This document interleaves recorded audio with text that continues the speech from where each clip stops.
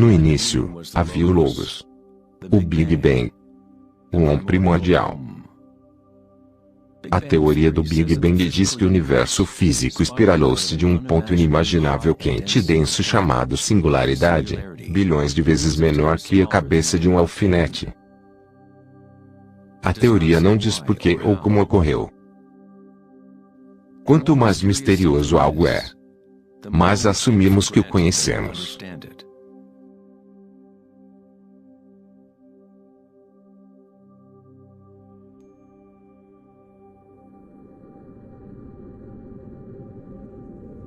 Acreditava-se que a gravidade eventualmente atrasaria sua expansão ou contrairia o universo numa grande compactação. No entanto, imagens do telescópio espacial Hubble mostram que a expansão do universo parece estar, na verdade, acelerando, expandindo-se cada vez mais rápido ao crescer ao redor do Big Bang. De alguma forma, existe mais massa no universo que os físicos previam. Ao explicar sobre a massa não encontrada, os físicos agora dizem que o universo é formado por apenas 4% de matéria atômica ou o que consideramos matéria normal. 23% do universo é feito de matéria escura e 73% é energia escura. O que acreditávamos ser espaço vazio. É como se fosse um sistema nervoso invisível que percorre todo o universo conectando todas as coisas.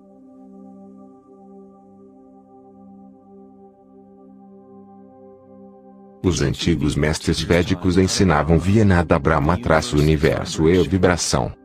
O campo vibratório é a raiz de toda a real experiência espiritual e investigação científica. É o mesmo campo energético que os santos, Budas, yogis, místicos, padres, xamãs e videntes observaram ao olharem dentro de si mesmos. Foi chamado de Akasha, o On primordial, a rede de joias de Indra, a música das esferas, e muitos outros milhares de nomes através da história.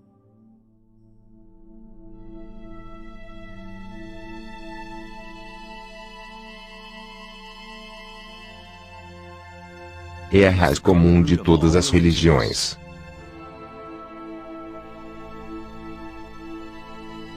E o elo entre nossos mundos internos e nossos mundos externos. Mundos internos, mundos externos.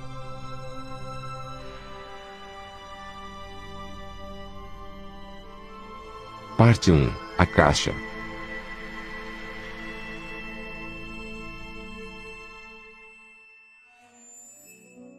No budismo Mahayana do século III, descrevia uma cosmologia não muito distante da avançada física moderna da atualidade. A rede de joias de Indra é uma metáfora usada para descrever um ensinamento védico muito mais antigo, o qual ilustra a maneira que o tecido do universo foi criado.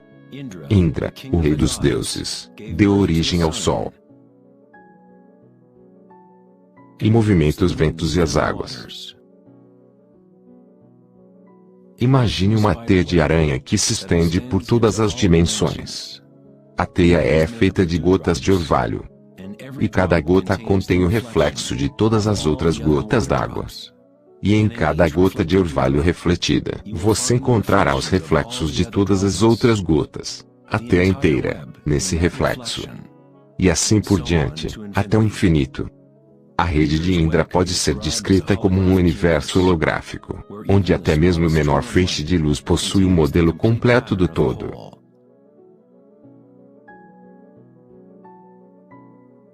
O cientista sérvio-americano, Nikola Tesla, é, às vezes, considerado o homem que inventou o século XX. Tesla foi responsável pela descoberta da corrente elétrica alternada e muitas outras criações que fazem parte de nossa vida diária atual. Devido a seu interesse pelas antigas tradições védicas, Tesla esteve em uma posição única, ao compreender a ciência através dos modelos oriental e ocidental. Como todos os grandes cientistas, Tesla observou intensamente os mistérios do mundo externo, mas também buscou intensamente dentro de si mesmo. como os antigos yogis. Tesla usou o termo caixa para descrever a impressão etérea que se estende através de todas as coisas. Tesla estudou com Swami Vivekananda, um yogi que trouxe os antigos ensinamentos da Índia ao Ocidente. Nos ensinamentos védicos, a caixa é o próprio espaço, o espaço que os outros elementos preenchem, que existe simultaneamente com a vibração. Ambos são inseparáveis. A caixa é Yin, o prana é Yang.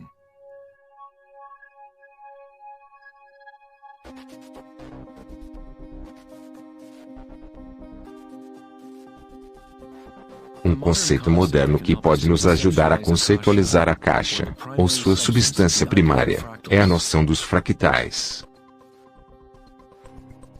Foi apenas em meados de 1980, com o avanço dos computadores, que foi possível visualizar e reproduzir matematicamente os padrões da natureza. O termo fractal foi cunhado em 1980 pelo matemático Benoit Mandelbrot, que estudou algumas equações matemáticas simples que, quando usadas de maneira repetida, produziriam intermináveis estruturas de variadas formas matemáticas ou geométricas dentro de um determinado sistema. Elas são limitadas, mas ao mesmo tempo, infinitas. Um fractal é uma forma geométrica bruta que pode ser desmembrada em partes. Cada uma delas é aproximadamente uma cópia de tamanho reduzido de todo o padrão, uma característica chamada autossimilaridade. Os fractais de Mandelbrot foram chamados de impressões digitais de Deus.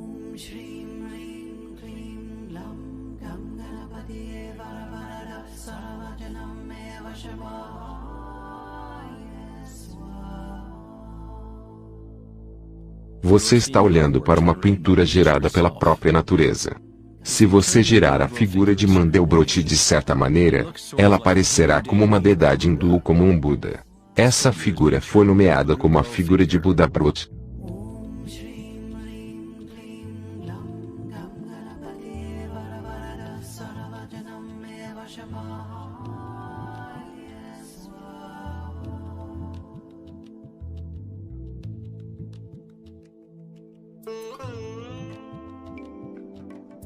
Se procurar por algumas formas da arte e arquitetura da antiguidade, verá que, há muito tempo, os humanos associavam a beleza e o sagrado com os padrões fractais.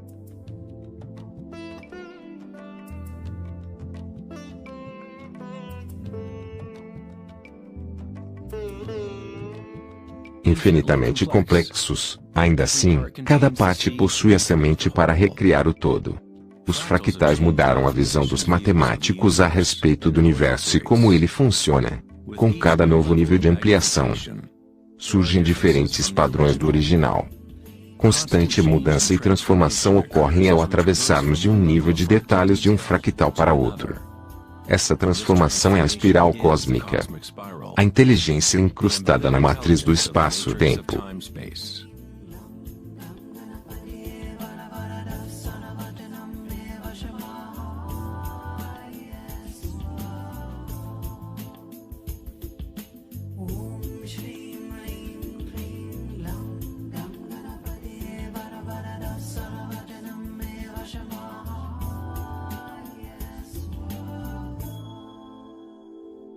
Fractais são caóticos em essência.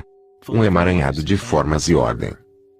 Quando nossas mentes reconhecem ou mesmo definem um certo padrão, nos concentramos nesse padrão, como se ele fosse algo irreconhecível. Tentamos encontrar padrões do que nos pareçam bonitos aos olhos, mas para que guardemos tal padrão em nossas mentes, precisamos ignorar o resto do fractal.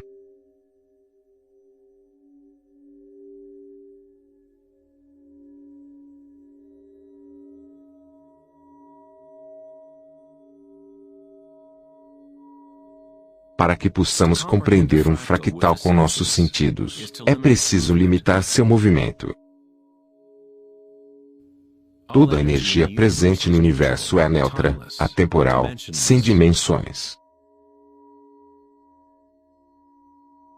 Nossa própria criatividade e capacidade de reconhecimento de padrões são um elo entre o microcosmo e o macrocosmo.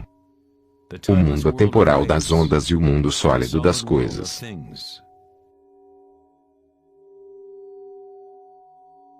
A observação é um ato de criação através das limitações inerentes ao pensamento. Criamos a ilusão de solidez das coisas ao rotulá-las, ao dar nome a elas. O filósofo Kierkegaard disse: se você me dá um nome, você me nega. Ao me dar um nome, um rótulo, você nega todas as outras coisas que eu poderia me tornar. Você trancafia uma partícula tornando-a uma coisa, prendendo-a, dando a ela um nome, mas ao mesmo tempo, você está criando-a, definindo sua existência. A criatividade é a nossa qualidade mais elevada. Com a criação das coisas, vem o tempo, o qual cria a ilusão de solidez.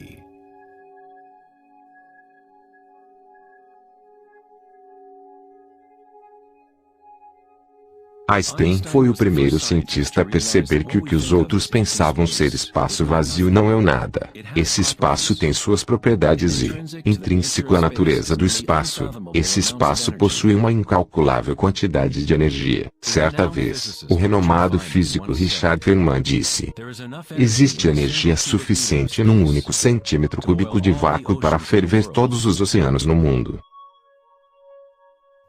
Avançados praticantes de meditação sabem que no silêncio reside o maior dos poderes. Buda cunhou outro termo para essa substância primária. Chamou-a de kalapas, pequenas partículas ou pequenas ondas que aparecem e desaparecem trilhões de vezes por segundo.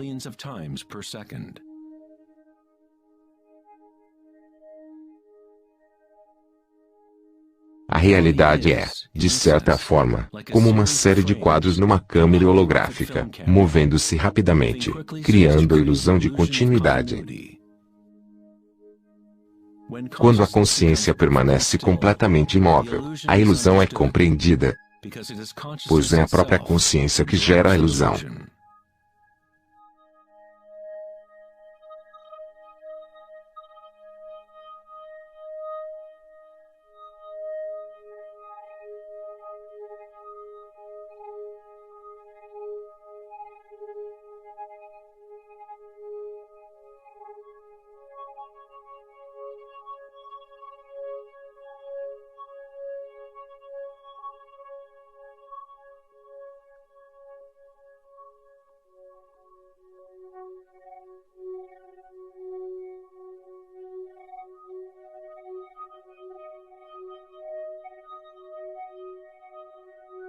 As antigas tradições orientais compreendiam, há milhares de anos, que tudo é vibração.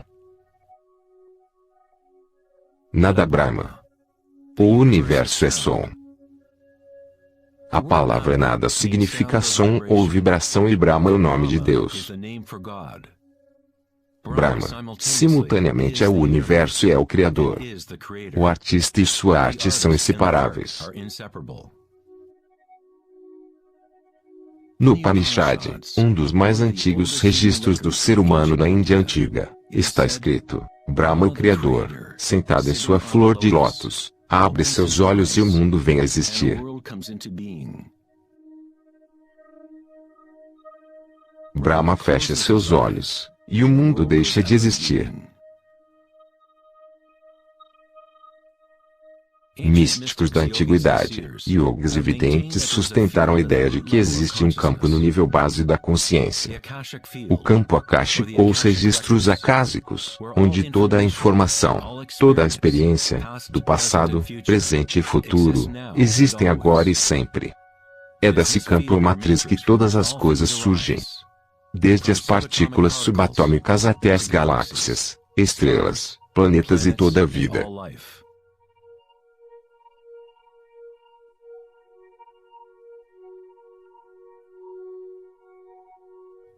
Você nunca vê tudo em sua totalidade, pois ele é feito de camadas e mais camadas de vibração e está constantemente mudando, trocando informações com a caixa. Uma árvore bebe do sol, do ar, da chuva, da terra. Um mundo de energia move-se para dentro e para fora dessa coisa que chamamos de árvore. Quando a mente pensante se acalma, então você vê a realidade como ela é.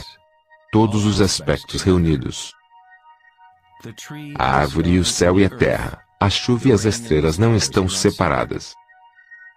A vida e a morte, o eu e o outro não estão separados.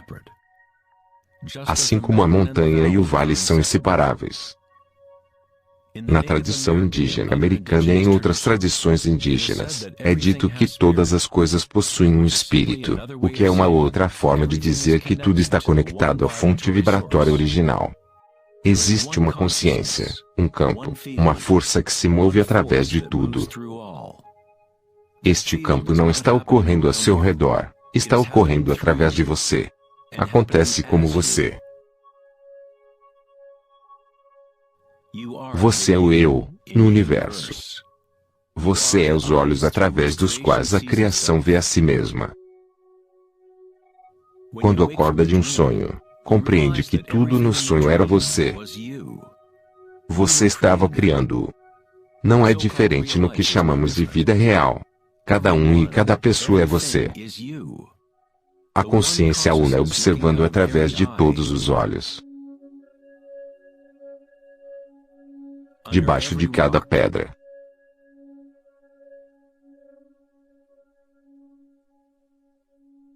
Dentro de cada partícula.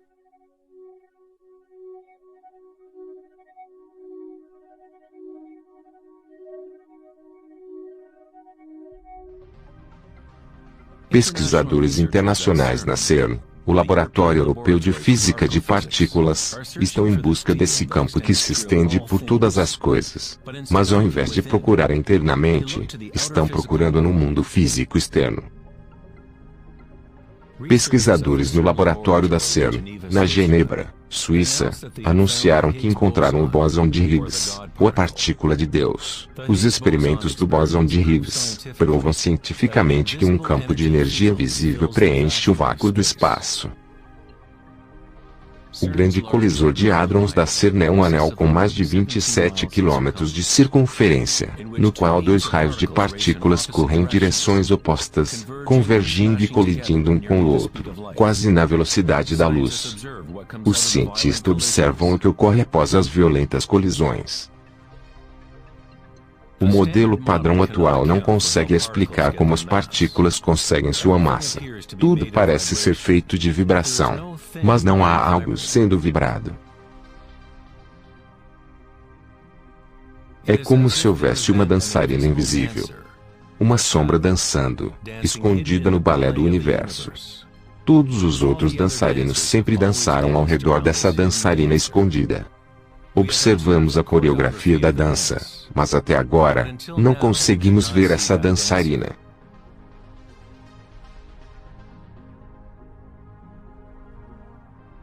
Essa dita partícula de Deus, as propriedades da matéria básica do universo, o centro de toda a matéria que constituiria essa inexplicável massa e a energia que gera a expansão do universo. Longe de explicar a natureza do universo, a descoberta do bóson de Higgs simplesmente apresenta um mistério ainda maior, revelando um universo que é muito mais misterioso do que chegamos a imaginar. A ciência se aproxima do limiar entre a consciência e a matéria. O olho pelo qual enxergamos o campo primordial e o olho ao qual o campo olha para nós são só o mesmo.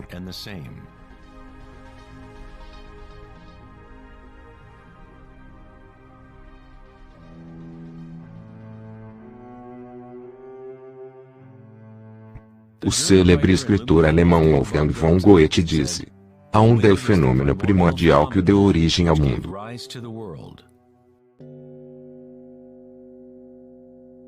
Semática é o estudo do som visível. A palavra semática vem de raiz grega, cima, que significa onda ou vibração.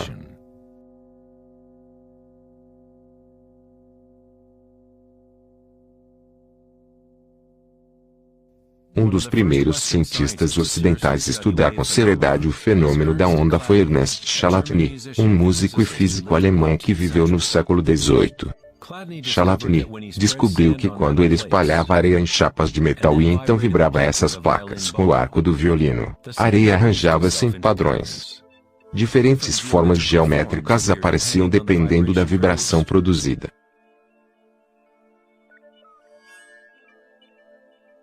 Chalatny registrou todo um catálogo dessas formas e essas formas são conhecidas como as figuras de Chalatny. Muitos desses padrões podem ser encontrados por toda a natureza, como, por exemplo, as marcas do casco de uma tartaruga ou o padrão de pintas de um leopardo.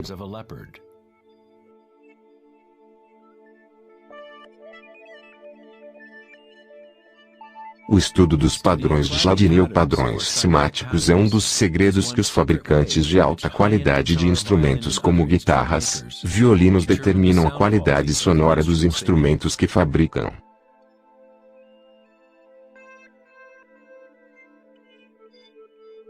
Hans Janny expandiu o trabalho de Chalatny na década de 1960 usando vários fluidos e amplificação eletrônica para gerar frequências sonoras e cunhou o termo cimática. Se você enviar simples ondas senoidais num disco com água, você verá padrões na água. Dependendo da frequência da onda, diferentes padrões aparecerão. Quanto maior a frequência, mais complexo o padrão. Essas formas são repetíveis, não são aleatórias. Quanto mais observar, mais começa a perceber como a vibração arranja a matéria em formas complexas através de simples ondas repetitivas. Essa vibração na água tem um padrão parecido com o do girassol.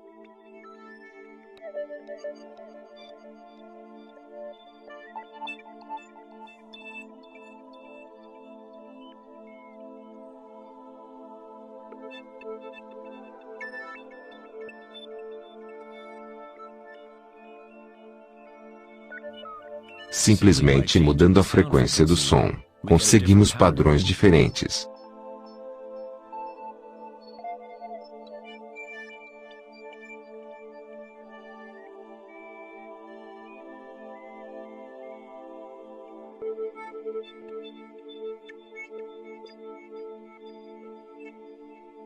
A água é uma substância deveras misteriosa.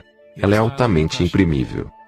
Quer dizer, possui grande receptividade à vibração. Devido à sua capacidade e sensibilidade de ressonância elevada, e sua disposição interna para ressoar, a água responde instantaneamente a todos os tipos de ondas sonoras. Água e terra em vibração é a maior parte da massa de plantas e animais. É facilmente observável como uma simples vibração na água consegue criar padrões naturais reconhecíveis, mas ao adicionarmos sólidos e aumentarmos a amplitude, as coisas começam a ficar cada vez mais interessantes. Ao adicionarmos maisena, conseguimos um fenômeno bem mais complexo.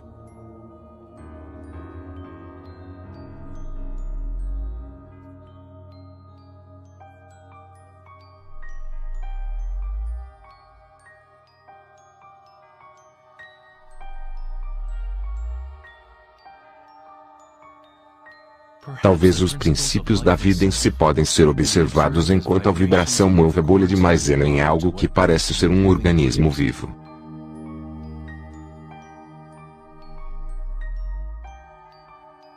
O princípio que anima o universo é descrito na maioria das religiões usando palavras que refletem a compreensão daquele período na história.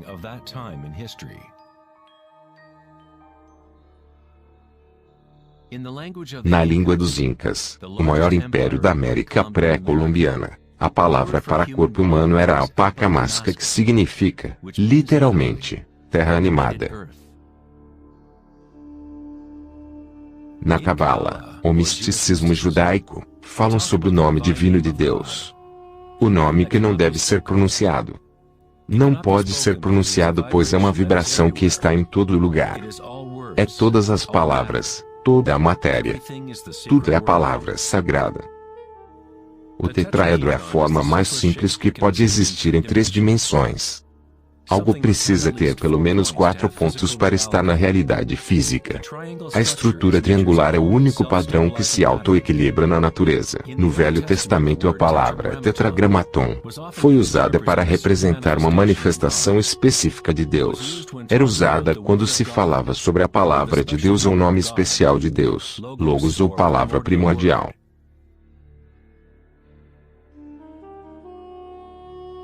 As civilizações antigas sabiam que a estrutura base do universo era a forma do tetraedro. A partir dessa forma, a natureza exibe um impulso fundamental em busca de equilíbrio, Shiva. Embora, ao mesmo tempo, demonstra um impulso fundamental em busca da mudança, Shakti. Na Bíblia, o Evangelho de João, encontramos, no princípio era o Verbo. Mas no texto original, o termo usado era logos. O filósofo grego Heráclito, que viveu cerca de 500 anos antes de Cristo, se referiu ao logos como algo fundamentalmente incognoscível, a origem de toda repetição, padrão e forma. Os estoicos filósofos que seguiram os ensinamentos de Heráclito identificaram o termo com o princípio inspirador divino que impregna o universo.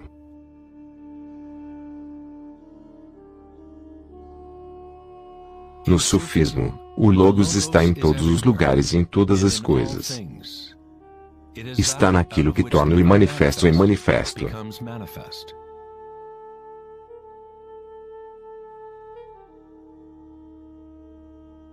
Na tradição hindu, Shiva Nataraja literalmente quer dizer Senhor da Dança. O cosmos inteiro dança com o tambor de Shiva. Tudo está imbuído ou impregnado com a pulsação. Somente enquanto Shiva continuar dançando, o mundo poderá continuar a evoluir e mudar, caso contrário ele desmoronará em direção ao nada. Enquanto Shiva representa nossa consciência desperta, Shakti é a substância ou as coisas do mundo. Enquanto Shiva se põe em meditação, Shakti incita-o a se mexer, a trazê-lo à dança. Como Yin e o Yang, o dançarino e a dança existem como um só. Logos também significa verdade desvelada. Aquele que conhece o Logos, conhece a verdade. Existem muitas camadas de encobrimento no mundo humano, pois a caixa tem gerado suas complexas estruturas ocultando a fonte de si mesma. Como um divino jogo de esconde-esconde. Estivemos nos escondendo por milhares de anos, eventualmente nos esquecendo completamente do jogo. De alguma forma, nos esquecemos de que havia algo para encontrarmos. No budismo, ensina-se a rapidamente percebermos o Logos, o campo de mudança ou impermanência dentro de cada um, através da meditação. Quando você observa seu mundo interno, percebe sensações e energias cada vez mais sutis enquanto a mente se torna cada vez mais concentrada e focada. Através da compreensão direta da anicca, ou a impermanência no nível fundamental da sensação, podemos nos libertar do apego às formas externas e transitórias. Uma vez compreendendo que existe apenas um campo vibratório que é a raiz comum de todas as religiões, como podemos dizer, essa é a minha religião? Ou, esse é meu primordial, meu campo quântico?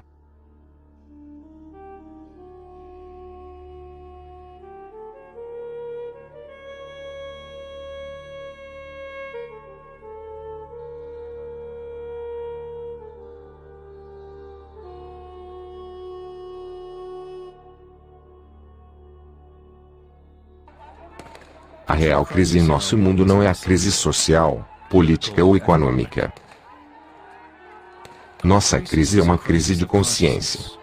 Uma incapacidade de experimentarmos diretamente nossa verdadeira natureza. Uma incapacidade de reconhecer essa natureza em todos e em todas as coisas.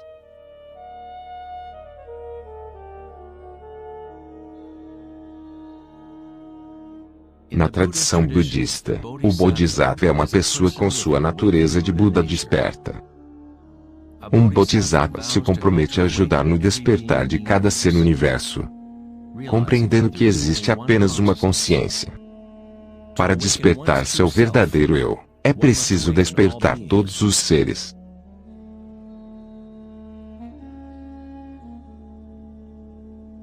Existem incontáveis seres conscientes no universo. Me comprometo a ajudar a todos em seu despertar. Minhas imperfeições são inesgotáveis. Me comprometo a superá-las todas. O Dharma é incognoscível. Me comprometo a conhecê-lo. O caminho do despertar é inalcançável. Eu me comprometo a alcançá-lo.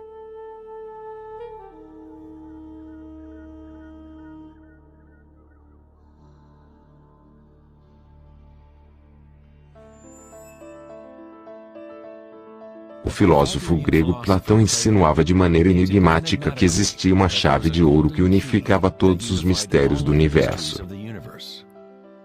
É com essa chave de ouro que retornaremos ao tempo uma vez mais através de nossa pesquisa.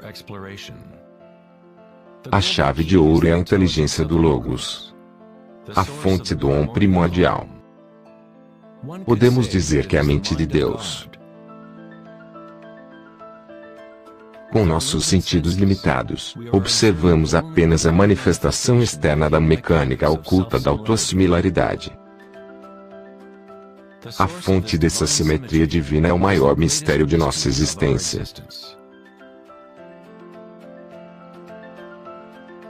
Muitos dos maiores pensadores da história, tais como Pitágoras, Kepler, Leonardo da Vinci, Tesla e Einstein, chegaram ao limiar do mistério. Einstein disse: a coisa mais bela que podemos vivenciar é o mistério. Ele é fonte fundamental de toda a verdadeira arte e de toda a ciência. Aquele que não o conhece não mais se maravilha, paralisado em êxtase. É como se estivesse morto. Seus olhos estão fechados. Posicionamos como uma pequena criança, entrando numa grande biblioteca repleta de livros, escritos nas mais variadas línguas. A criança sabe que alguém deve ter escrito todos esses livros. Só não sabe como, não entende as línguas em que foram escritas. A criança brevemente suspeita que exista uma misteriosa ordem na disposição dos livros, mas não sabe qual é. Isso, me parece, ser a atitude até mesmo do mais inteligente ser humano, a respeito de Deus. Vemos um universo maravilhosamente arranjado e obedecendo certas leis. Nossas mentes limitadas não conseguem compreender a misteriosa força que move as constelações. Todo cientista que observa o universo com atenção e todo místico que busca arduamente dentro de si mesmo, no final das contas, encaram a mesma coisa. A espiral primordial.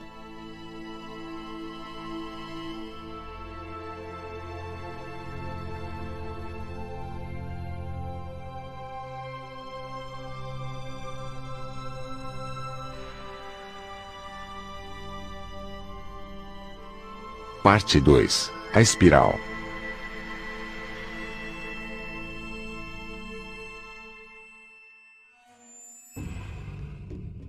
Mil anos antes da criação do antigo observatório em Stonehenge, a espiral era um símbolo predominante na Terra.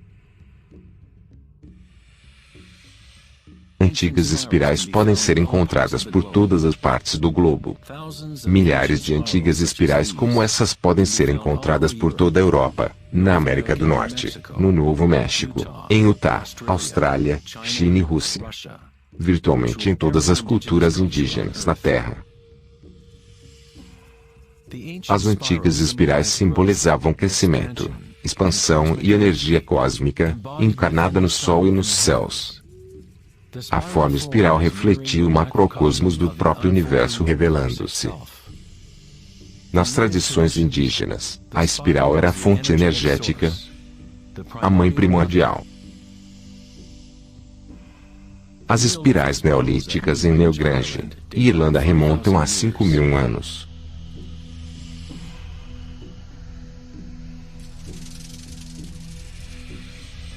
São 500 anos mais velhas que as grandes pirâmides de Gizé e são tão enigmáticas quanto elas aos observadores modernos.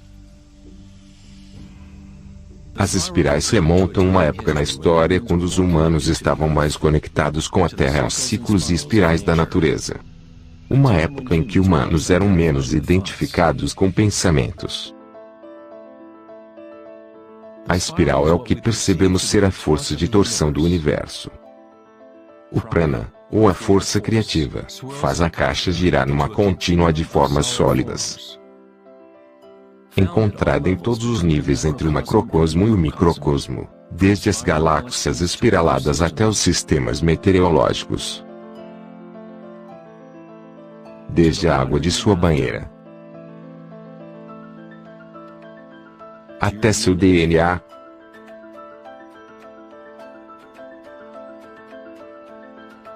Até a experiência direta de sua própria energia.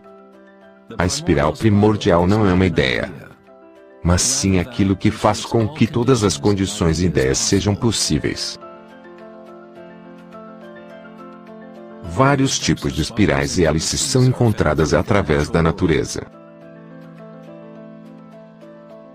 Caracóis, corais marinhos,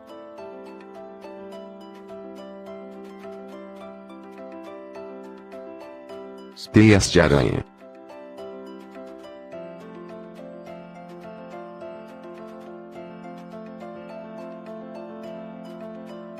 fósseis,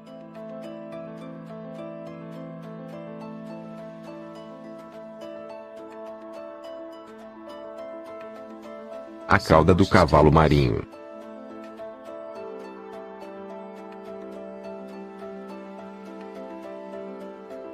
e conchas. Muitas das espirais presentes na natureza são observadas como sendo espirais logarítmicas ou espirais em crescimento. À medida que se avança de seu centro, as divisões da espiral se tornam exponencialmente maiores. Assim como a rede de joias de Indra, espirais logarítmicas são autossimilares ou holográficas, de maneira que as características de cada parte refletem o todo.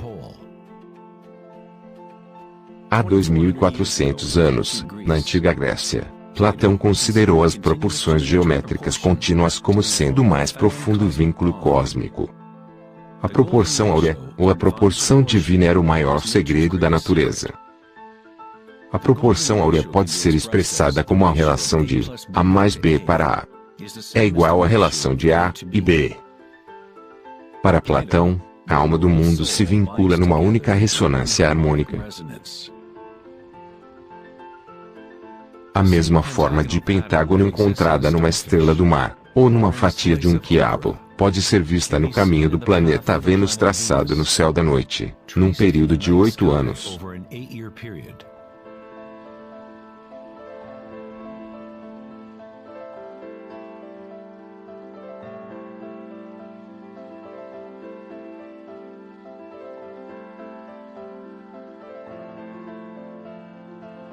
Observamos o compreensível mundo das formas no céu e o mundo visível de objetos materiais na Terra, através deste princípio geométrico de autossimilaridade.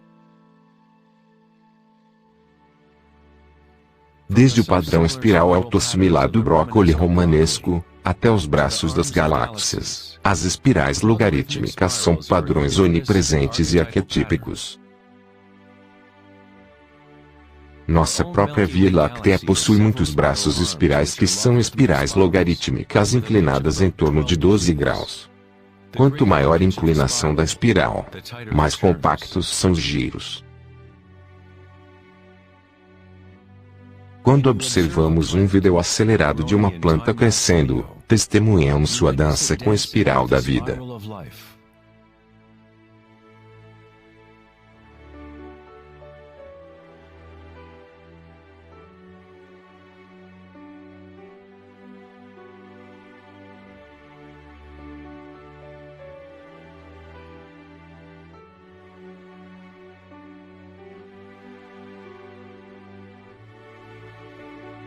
Uma espiral dourada é uma espiral logarítmica que crescer externamente segundo o fator da proporção áurea.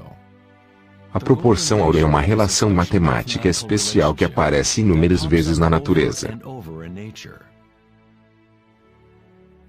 O padrão observável segue o que chamamos de série de Fibonacci ou sequência de Fibonacci.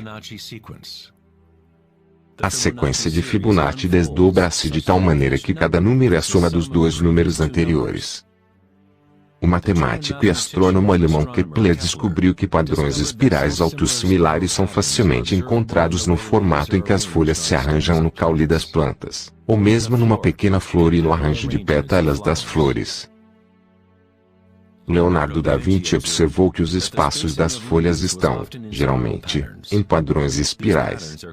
Esses padrões são chamados de padrão filotaxia ou padrão de arranjo de folhas. A filotaxia pode ser encontrada em nucleotídeos auto-organizados do DNA.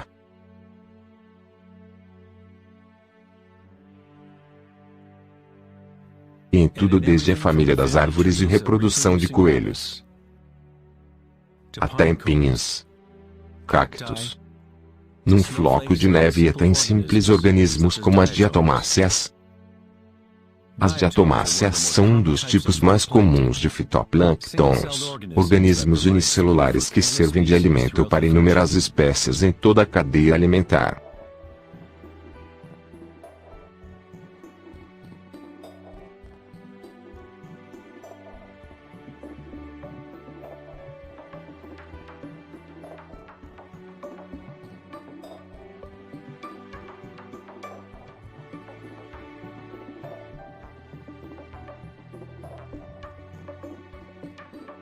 É necessário saber muito de matemática para ser um girassol ou uma abelha.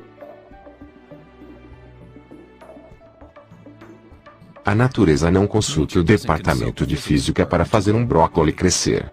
A estruturação na natureza acontece automaticamente. Cientistas no campo da nanotecnologia usam o termo automontagem para descrever como os complexos são formados, como da fase inicial em forma hexagonal da formação do DNA. Na engenharia da nanotecnologia, nanotubos de carbono são arranjados de maneira semelhante a desses materiais. A natureza faz uso desse tipo de geometria repetidamente, sem qualquer esforço. Automaticamente. Sem fazer uso de calculadora. A natureza é precisa e extremamente eficiente, segundo o famoso arquiteto e autor Buckminster Fuller. Esses padrões são uma função do tempo e espaço. O DNA e o favo de mel possuem tal forma pelo mesmo motivo da bolha de sabão ser redonda. É o formato mais eficiente que requer a menor quantidade de energia necessária. O espaço em si tem forma e permite apenas algumas configurações para a matéria, sempre padronizando aquele mais eficiente. Esses padrões são a forma mais forte e eficiente para construirmos estruturas arquitetônicas, assim como as cúpulas geodésicas. Biosfera de Buckminster Fuller, Montreal, Canadá.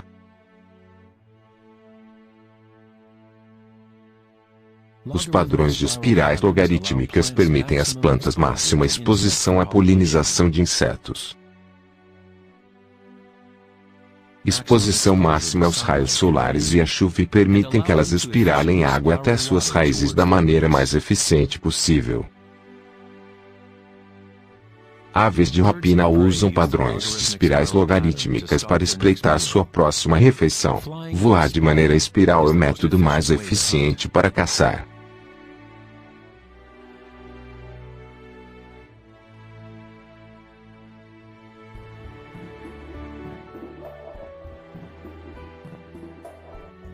A habilidade de se ver a espiral da vida dançando a caixa na forma material tem a ver com a habilidade de se reconhecer a beleza e a simetria na natureza.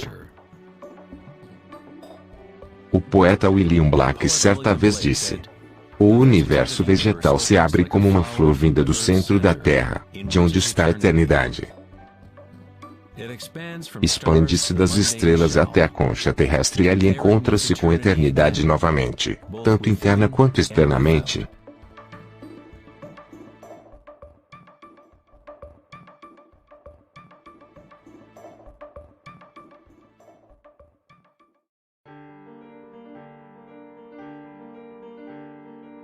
O estudo de padrões na natureza não é algo muito comum no Ocidente. Mas na China antiga, essa ciência era conhecida como Li. Li reflete a ordem dinâmica e os padrões na natureza.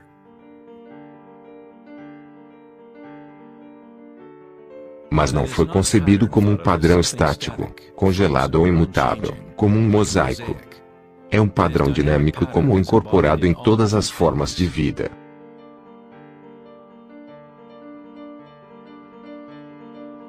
As artérias das folhas, as marcas de uma tartaruga e os padrões vinosos em rochas são todas expressões da linguagem secreta da natureza e da arte.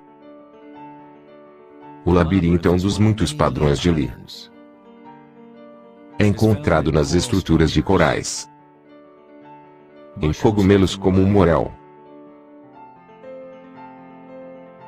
repolhos e no cérebro humano.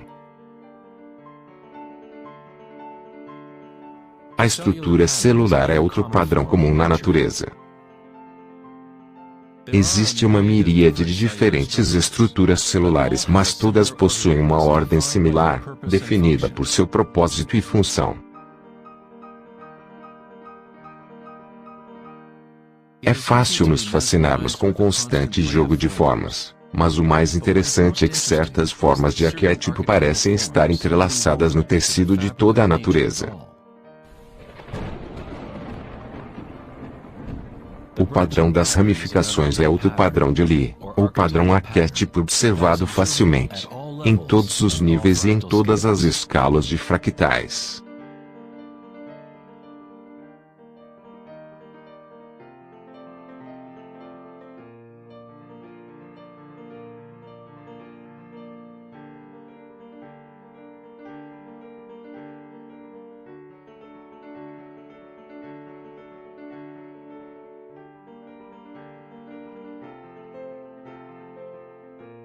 Como exemplo, peguei essa incrível imagem, gerada por simulação de um supercomputador conhecido como Millennium Room, mostrando a distribuição da matéria escura em nosso universo local. Foi criada pela Sociedade Max Planck, na Alemanha. A matéria escura é, basicamente, o que achávamos ser espaço vazio.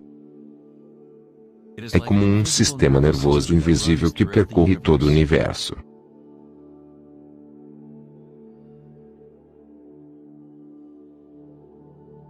O universo é, literalmente, como um cérebro gigante.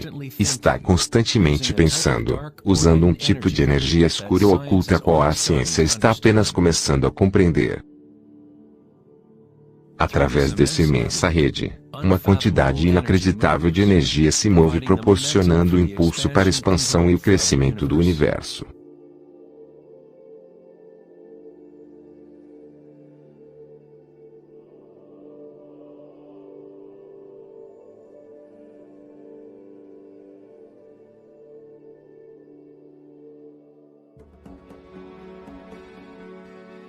A natureza é capaz de criar padrões de ramificação automaticamente, caso criemos as condições mínimas necessárias.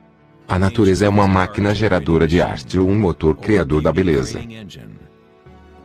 Aqui, a eletricidade está sendo usada para gerar ramificações de cristais de prata. O vídeo foi acelerado enquanto foram gerados durante algumas horas. Os cristais se formam no cátodo de alumínio, quando os íons se depositam via eletrólise da solução de nitrato de prata. A formação é auto-organizadora. Você está vendo um trabalho de arte gerado pela própria natureza. Johann Wolfgang von Goethe disse: a beleza é uma manifestação das leis secretas da natureza, que de outra maneira, estariam ocultas de todos nós, para sempre. Nesse sentido, tudo na natureza está vivo e se auto-organiza. Quando alta voltagem é usada, as ramificações de fractais se tornam muito mais óbvias. Isso está acontecendo em tempo real.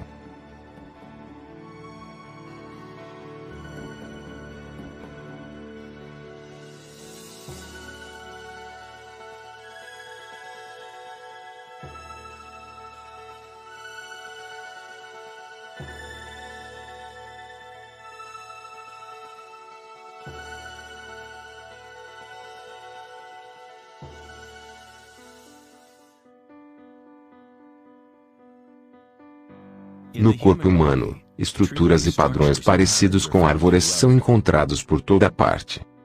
Temos, é claro, o sistema nervoso que a medicina ocidental conhece bem. Mas nas medicinas chinesa, ayurvédica e tibetana, os meridianos de energia são componentes essenciais para a compreensão de como o corpo funciona. Os nadis, ou os meridianos de energia, formam estruturas parecidas com árvores. Uma autópsia não revelará os chakras ou os nadis, mas isso não significa que não existam. É preciso refinarmos as ferramentas que usamos para podermos enxergar. Precisamos primeiro aprender a aquietar nossa própria mente. Somente assim poderemos observar essas coisas. Primeiro dentro de nós mesmos, na teoria elétrica. Quanto menor a resistência de um cabo, mais facilmente a energia é carregada através dele. Quando cultivamos a tranquilidade através da meditação, criamos um estado de não resistência em nosso corpo. Prana, ou Chi, ou energia interior são simplesmente sua vitalidade interior. Aquilo que você sente quando traz sua consciência para dentro de seu corpo. Os cabos sutis dentro de seu corpo que carregam o prana, os nadis, são capazes de mover cada vez mais energia prânica através dos chakras. Quanto mais usar seu cabeamento, mais forte ele se torna, permitindo que a energia flua cada vez mais. Onde quer que a consciência seja alocada, o chi ou a energia começará a fluir e as conexões físicas começarão a desabrochar. Dentro do cérebro e do sistema nervoso, os padrões físicos de conexão estabelecem-se através da repetição. Ao focar continuamente sua atenção no interior, e reduzir sua resistência às sensações que está experimentando, você aumenta sua capacidade energética.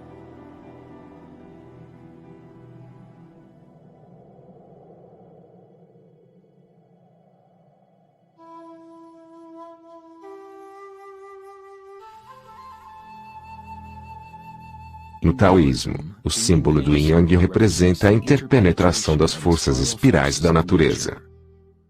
O Yin e Yang não são dois, e não são um. O antigo conceito do Ara é representado por um Yin Yang, o redemoinho em espiral. É a força central localizada no abdômen, logo abaixo do umbigo. Ara significa literalmente, mar ou oceano de energia. Na China, o Ara é chamado de Dantian inferior. Nas várias formas das artes marciais asiáticas, o guerreiro com um Ara forte é considerado impossível de ser parado. Na tradição samurai, uma das formas de suicídio ritual, ou seppuku, era o Harakiri, frequentemente pronunciado erroneamente de Airi-Kairi. Seu significado é empalar seu próprio Ara, cortando assim seu canal de energia ou Chi.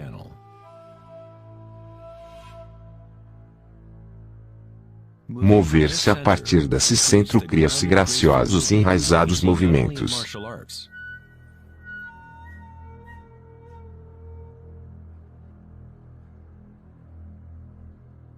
Que não vemos apenas nas artes marciais, mas também em grandes jogadores de golfe. Dançarinas do ventre.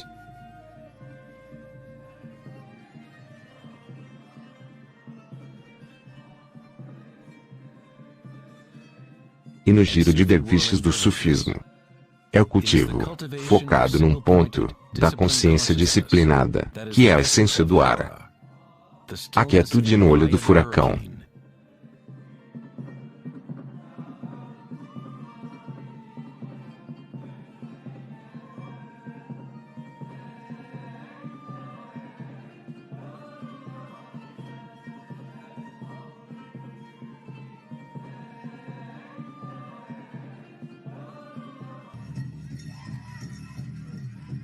É o instinto de nossas entranhas conectando-se com nossa própria fonte de energia.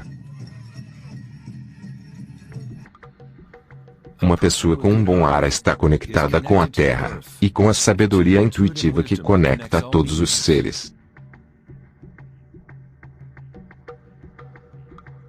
Pensar com seu próprio ventre, ou Ara de Kanganozai, é conectar-se com sua própria sabedoria interior.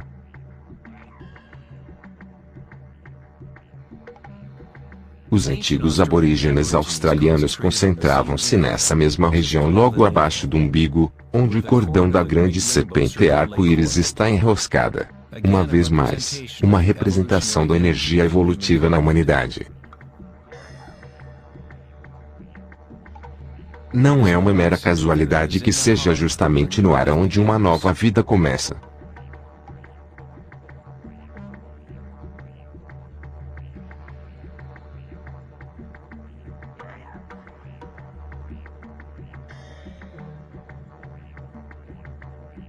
O sistema nervoso entérico, às vezes chamado de cérebro do intestino, é capaz de manter uma complexa matriz de conexões similar às do cérebro da cabeça, com seus próprios neurônios e neurotransmissores. Consegue agir de maneira autônoma, quer dizer, com sua própria inteligência.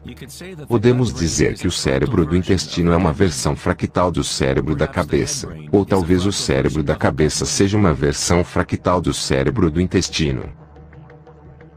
Um urso saudável possui ara forte. Quando um urso sabe onde procurar por ervas, ele segue o movimento do chi através de seus sentidos, centralizado no ara, ou no abdômen. Essa é a conexão do urso com a cabana dos sonhos. O lugar de onde vem todo o conhecimento, nas tradições indígenas, e retorna à espiral da vida.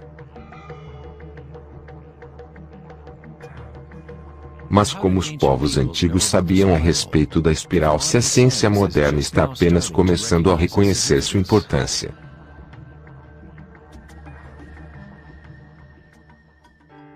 Pergunte às abelhas. Pois elas não esqueceram como amar. Abelhas possuem uma conexão especial com a fonte como parte do sistema simbiótico, auxiliando a beleza e a diversidade florescerem. Elas são a ponte entre o macrocosmo e o microcosmo. Existe apenas um coração que conecta a todas, uma mente coletiva, se assim preferir. Como um cérebro aberto, a colmeia envia seus sonhos ao mundo, para que possam se manifestar.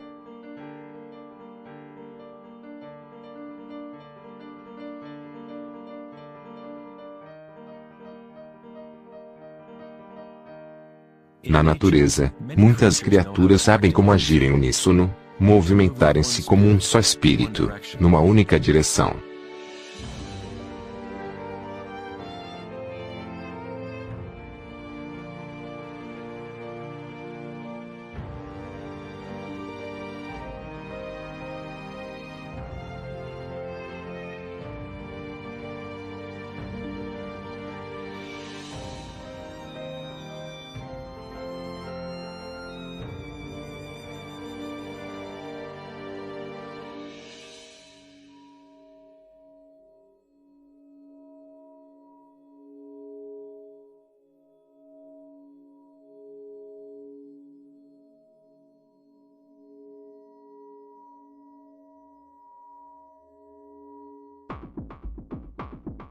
Mas nem todas as espécies beneficiam umas às outras. Por exemplo, o gafanhoto devorará tudo que estiver em seu caminho.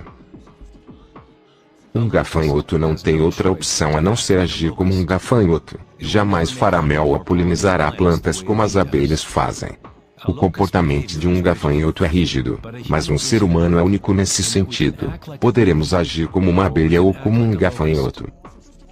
Somos livres para mudar e manipular os padrões que interagimos com o mundo. Podemos viver em simbiose ou como um parasita.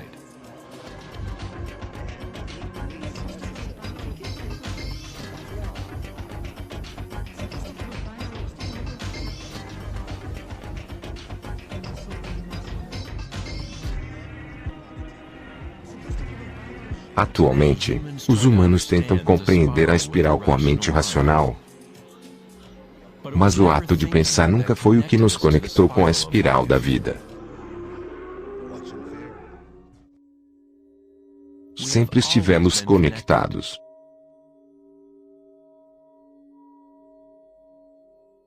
O pensamento foi o que nos tem mantido na ilusão da separação, dentro de nossas próprias identidades. O pensamento é a criação da separação. A experiência da limitação. Quanto mais nos alinhamos com o pensamento, mais nos distanciamos da fonte. As culturas antigas menos alinhadas com o pensamento, se alinhavam com a espiral de maneira mais direta e pessoal do que fazemos hoje em dia.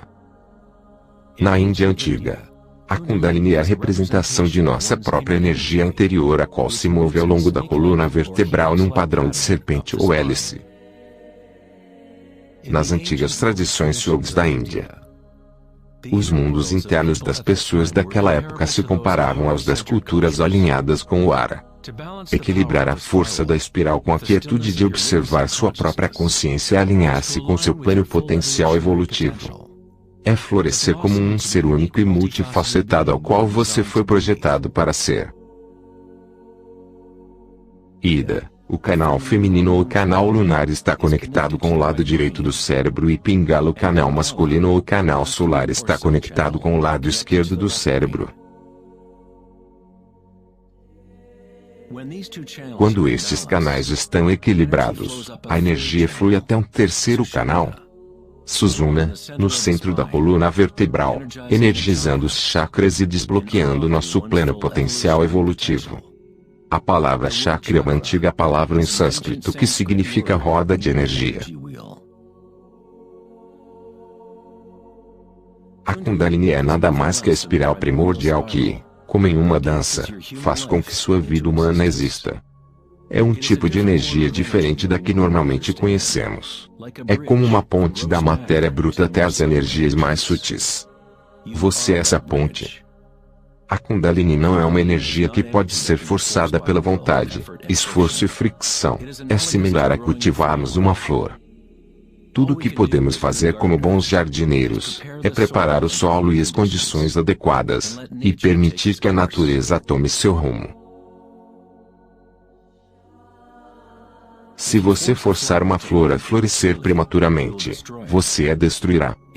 Ela cresce com sua própria inteligência, com sua própria direção de auto-organização. A mentalidade egóica que foca no mundo exterior é o que impede você de experimentar sua verdadeira natureza vibratória interior. Quando a consciência é voltada para dentro, ela se assemelha aos raios do sol e a lótus interna começa a crescer.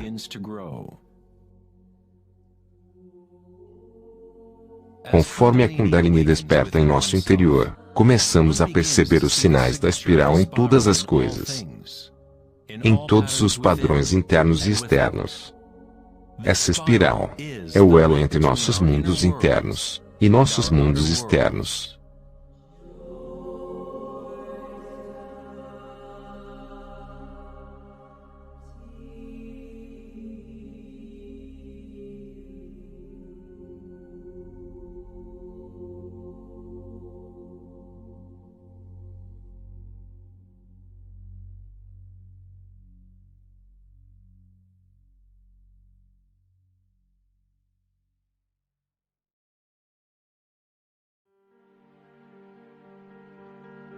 Muito antes do amanhecer da civilização ocidental e da linguagem escrita, a ciência e a espiritualidade não eram duas coisas separadas.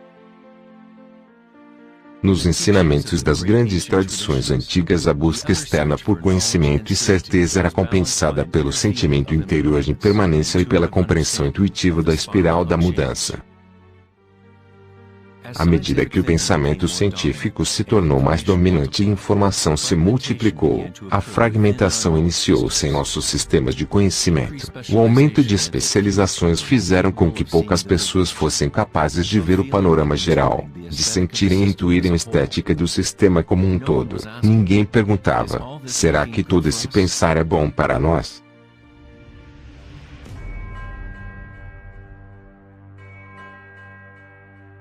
O conhecimento antigo está aqui, em nosso meio, escondido de nossas vistas. Mas estamos muito mais preocupados com nossos pensamentos para reconhecê-lo. Essa sabedoria proibida é o caminho para restabelecermos o equilíbrio entre o interior e o exterior. Yin e Yang. Entre a espiral da mudança e a quietude de nosso centro.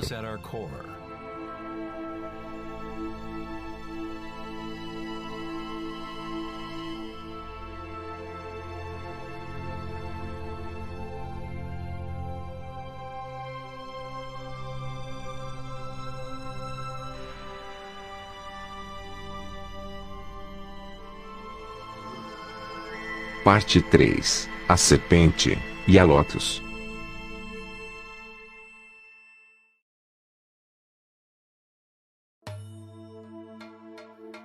Na mitologia grega, Esculápio era o filho de Apolo, o deus da cura. Sua sabedoria e habilidades de cura eram insuperáveis e é dito que havia descoberto o segredo da vida e da morte. Na Grécia Antiga, os templos de cura esculapiana reconheciam o poder da espiral primordial, a qual era simbolizada pelo bastão de Esculápio. Dizem que Hipócrates, o pai da medicina, cujos juramentos ainda formam o código da profissão médica atual, recebeu seus treinamentos num templo de Esculapiano.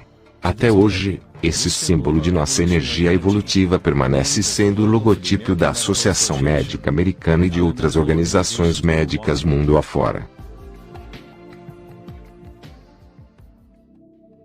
Na iconografia egípcia, a serpente e o pássaro representam a dualidade ou polaridade da natureza humana.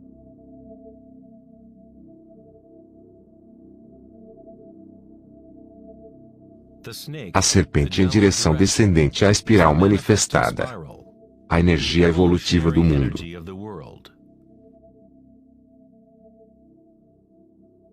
O pássaro é a direção ascendente, a corrente acima, em direção ao sol, ou a consciência unifocalizada desperta. O vazio da caixa.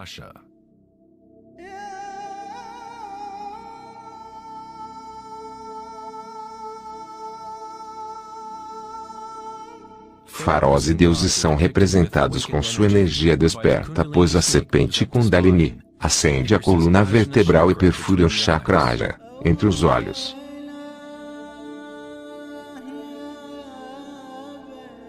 Este é chamado de olho de Horus.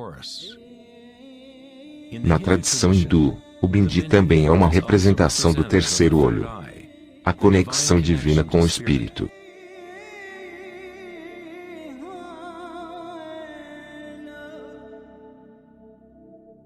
A máscara do rei Tutankhamon é um exemplo clássico que mostra o tema de aves e serpentes.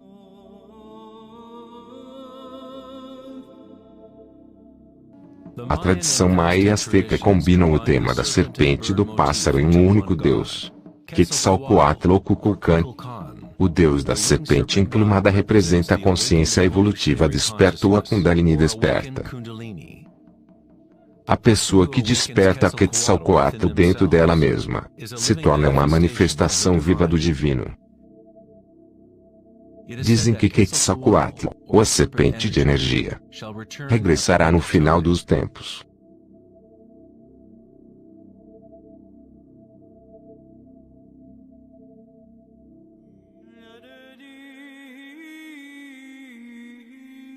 Os símbolos da serpente e do pássaro também são encontrados no cristianismo. Seus significados reais podem estar muito mais codificados, mas o significado é o mesmo do de outras antigas tradições. No cristianismo, o pássaro, ou pomba, geralmente visto acima da cabeça de Cristo, representa o Espírito Santo ou Kundalini Shakti, à medida que ascende o sexto chakra e mais além. Os místicos cristãos chamam a Kundalini por outro nome, Espírito Santo. Em João capítulo 3, versículo 12 está escrito: E, como Moisés levantou a serpente no deserto, assim importa que o Filho do Homem seja levantado. Jesus e Moisés despertaram sua energia Kundalini, trazendo o despertar da consciência às forças inconscientes reptilianas que regem os desejos humanos. Dizem que Jesus permaneceu 40 dias e 40 noites no deserto, e durante esse período ele foi tentado por Satanás.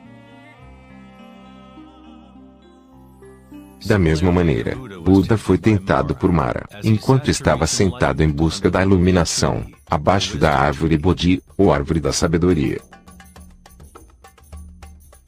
Tanto Cristo quanto Buda tiveram de livrar-se da tentação dos prazeres sensoriais e apegos mundanos. Em ambas as histórias, o demônio é a personificação de seus próprios apegos.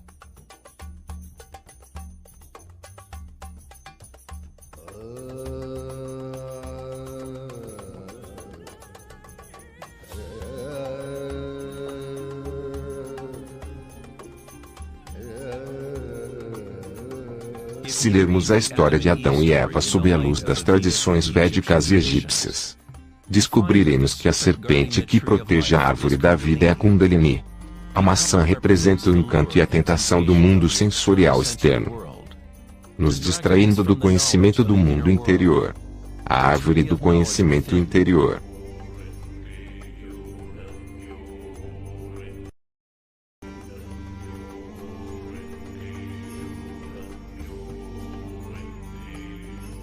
A árvore é apenas a rede de nadis ou os meridianos de energia dentro de nós mesmos, os quais formam, literalmente, estruturas em forma de árvore por todo o nosso corpo. Em nossa busca egóica por gratificação externa, acabamos por nos segregar do conhecimento do mundo interior, nossa conexão com a caixa e com a fonte da sabedoria.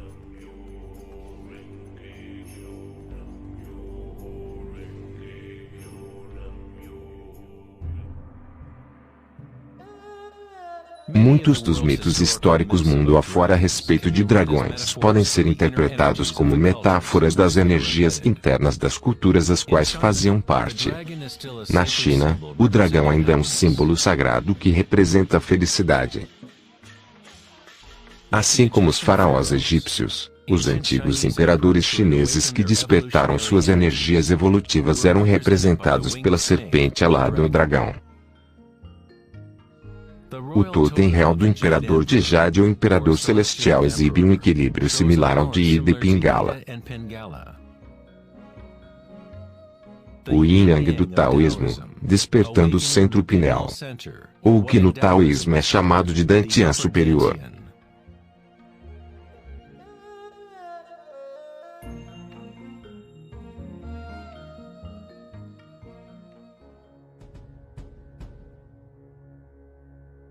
A natureza é repleta de formas distintas de detectar e assimilar a luz. Por exemplo, um ouriço do mar é capaz de enxergar com seu corpo espinhento, que age como se fosse um grande olho.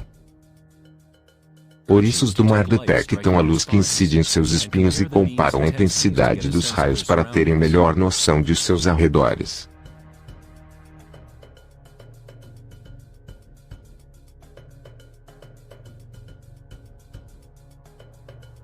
Iguanas verdes e outros répteis possuem um olho parietal ou glândula pineal no topo de suas cabeças, e o usam para detectar predadores vindos de cima.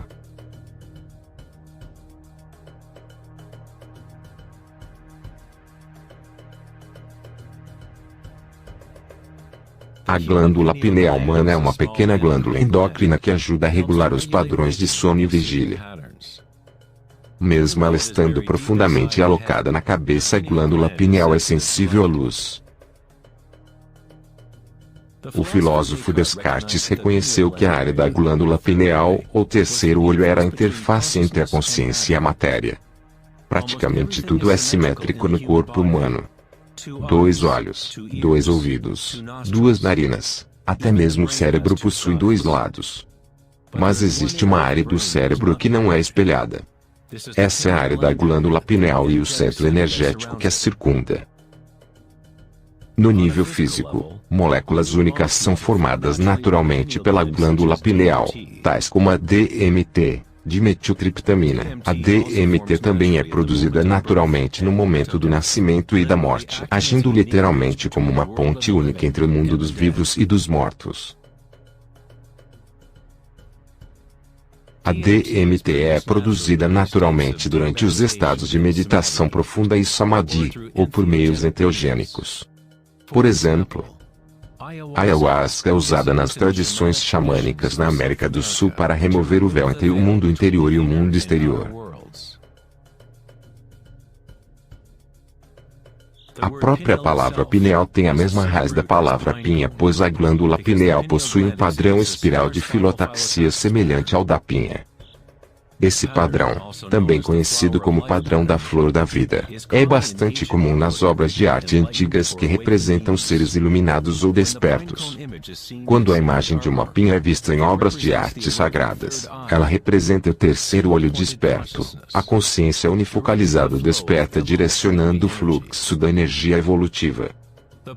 A pinha representa o florescer dos chakras superiores, os quais são ativados assim que Sushumna se eleva até o chakra Ajna e além. Na mitologia grega, os seguidores de Dionísio carregavam consigo um tiço, ou cajado gigante com videiras enroladas em espiral e com uma pinha no topo. Novamente, representando a energia de Dionísio ou Kundalini Shakti enquanto viaja através da coluna vertebral até o corpo pineal no sexto chakra. No coração do Vaticano, talvez espera-se ver alguma escultura gigante de Jesus ou de Maria, mas no lugar encontramos uma estátua gigante de uma pinha indicando que na história do cristianismo, pode ter havido conhecimentos sobre os chakras e Kundalini, mas por algum motivo, foram mantidos em segredo das massas. A explicação oficial da Igreja é de que a pinha é um símbolo da regeneração e representa uma vida nova em Cristo.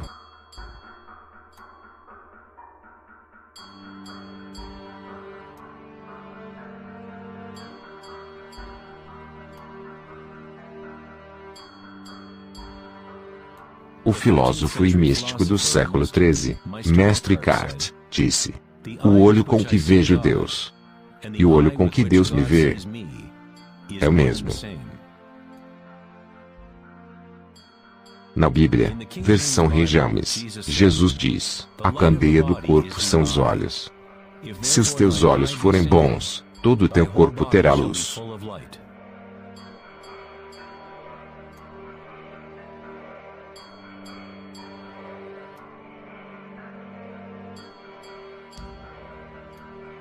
Buda disse: "O corpo é um olho." No estado de Samadhi, a pessoa é, ao mesmo tempo, observador e o observado. Somos o universo consciente de si mesmo.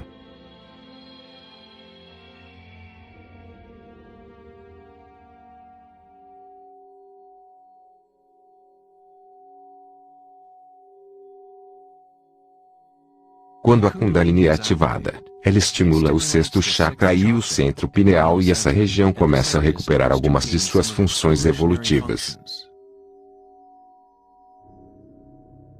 A meditação no escuro foi usada por milhares de anos como uma forma de ativar o sexto chakra na região da glândula pineal. A ativação desse centro permite uma pessoa ver sua própria luz interior.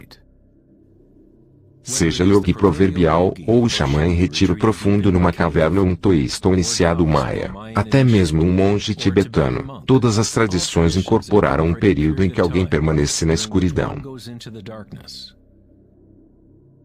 A glândula pineal é o portal para experimentarmos nossa própria energia sutil de maneira direta. O filósofo Nietzsche disse: "Quando se olha muito tempo para um abismo, eventualmente descobrirá que o abismo olha para você de volta."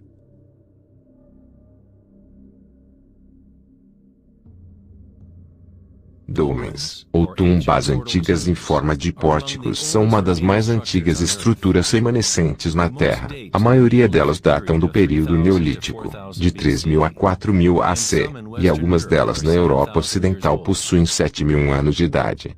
O dolmen era usado para entrar em meditação perpétua como uma forma para humanos formarem uma ponte entre os mundos internos e externos. Enquanto alguém permanecer meditando em completa escuridão, eventualmente ela começa a observar a energia interior ou a luz, assim que o terceiro olho é ativado. O ritmo circadiano, que é governado pelos canais do Sol e da Lua, não mais controlam as funções do corpo, e um novo ritmo é estabelecido.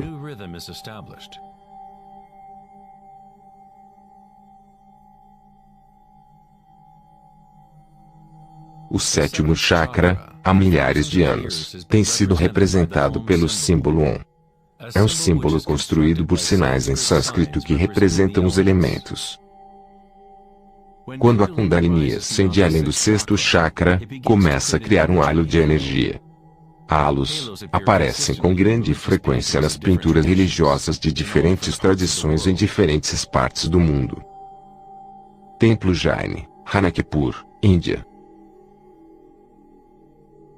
Buda Maitreya, Dinastia Wei do Norte. Afresco cristão búlgaro.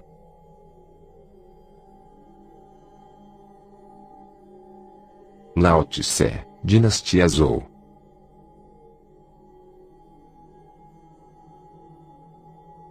Sol invicto, Deus Sol romano, século III. Templo budista chinês, Tailândia. Arte mexicana pré-colombiana. Buda de Gandhara, século I e II, Paquistão. O halo, ou a imagem do sinal de uma energia ao redor de um ser desperto. É comum em virtualmente todas as religiões ao redor do mundo. O processo evolutivo de despertar os chakras não é propriedade de um grupo ou religião. É o direito inalienável de cada ser humano neste planeta.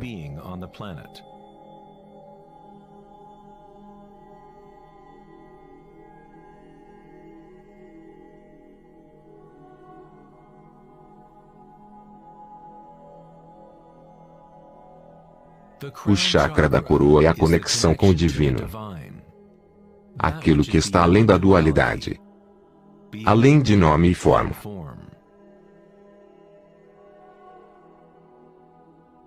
Akhenaton foi um faraó que teve como esposa Nefertiti. Ele é chamado de filho do sol. Ele redescobriu Atum, ou a palavra de Deus dentro de si mesmo, unindo a Kundalini e a consciência.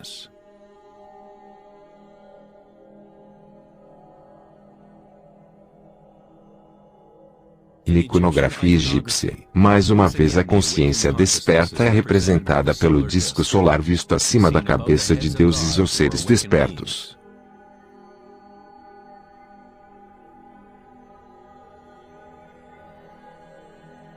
Na tradição hindu e yogi, esse halo é chamado de Sahasrara, a lótus de 1000 pétalas.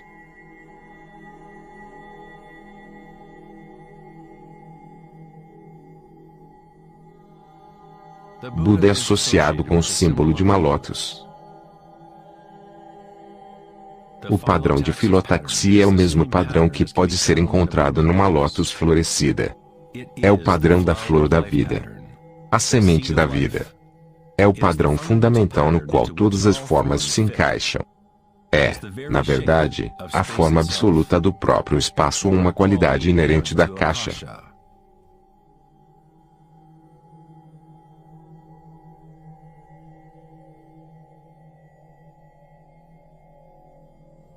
Em algum período da história, o símbolo da flor da vida era predominante na Terra. A flor da vida é encontrada sob custódia de leões nos lugares mais sagrados da China e em outras partes da Ásia.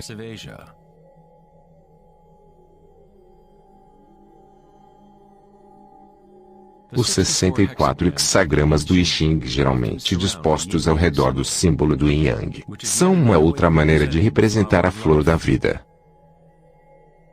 Dentro da flor da vida está a base geométrica de todos os sólidos platônicos. Simplesmente todas as formas que podem existir. A antiga flor da vida começa com a geometria da estrela de Davi, ou os triângulos para cima e para baixo, ou ainda em 3D, as estruturas em forma de tetraedros. Esse símbolo é um yantra, um tipo de programa que existe dentro do universo. A máquina que está gerando nosso mundo fractal. Yantras têm sido usados durante milhares de anos como ferramentas para despertar a consciência.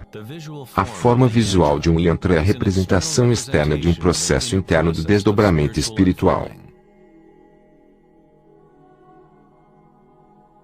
E a música oculta do universo, tornada visível, composta de intersecções de formas geométricas e padrões de interferência.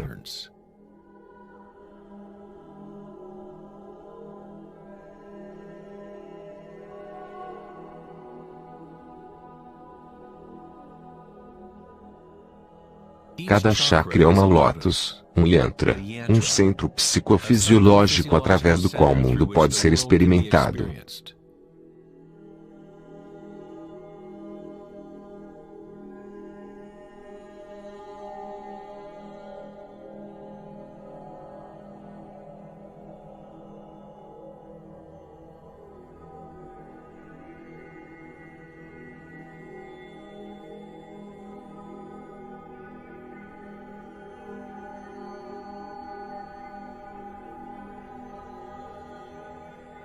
Um yantra tradicional, tal como os encontrados na tradição tibetana, possuem ricas camadas de significado, às vezes incorporando uma completa cosmologia e visão do mundo.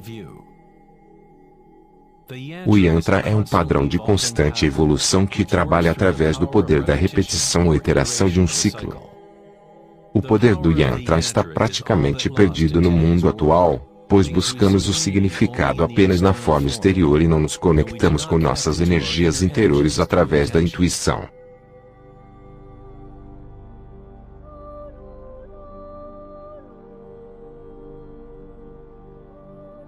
Existe um bom motivo para padres, monges e yogis serem tradicionalmente celibatários. Atualmente, poucas delas sabem realmente a razão de praticarem o celibato, pois o propósito real se perdeu.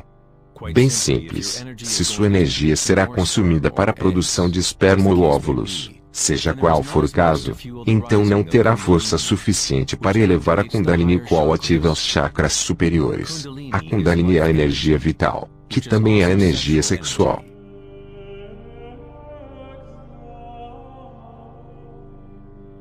Quando a consciência é menos focada em desejos animais e posta em objetivos que refletem os chakras superiores, essa energia flui pela coluna vertebral até esses chakras. Muitas das práticas tântricas ensinam como dominar a energia sexual para que possa ser usada para uma evolução espiritual superior.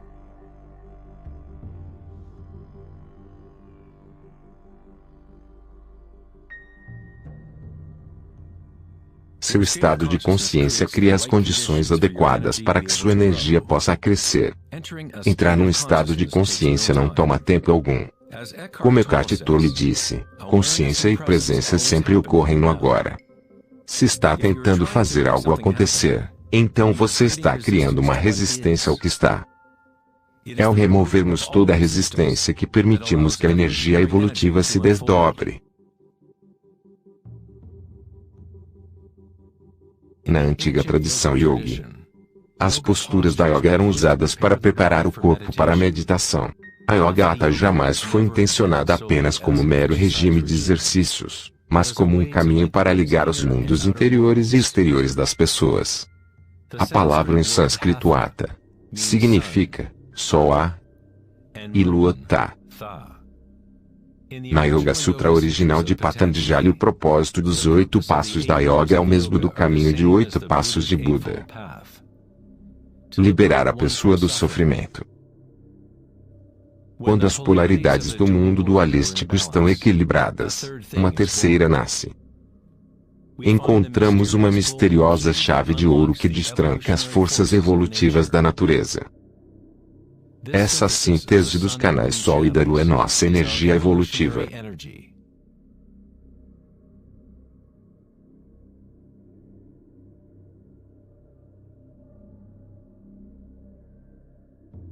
Devido à humanidade se identificar quase que exclusivamente com seus pensamentos e o mundo externo, é raro o indivíduo que consiga equilibrar as forças de seus mundos interior e exterior, assim permitindo que a Kundalini desperte naturalmente. Para aqueles que se identificam apenas com a ilusão, a Kundalini sempre será apenas mais uma metáfora. Uma ideia, ao invés de uma experiência direta da energia e consciência de uma pessoa.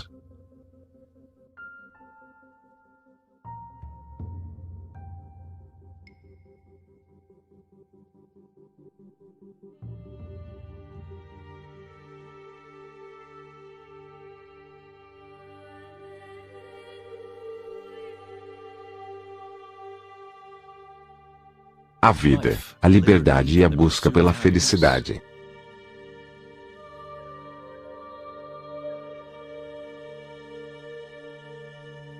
Vivemos nossas vidas buscando a felicidade lá fora, como se fosse uma mercadoria. Nos tornamos escravos de nossos próprios desejos e anseios.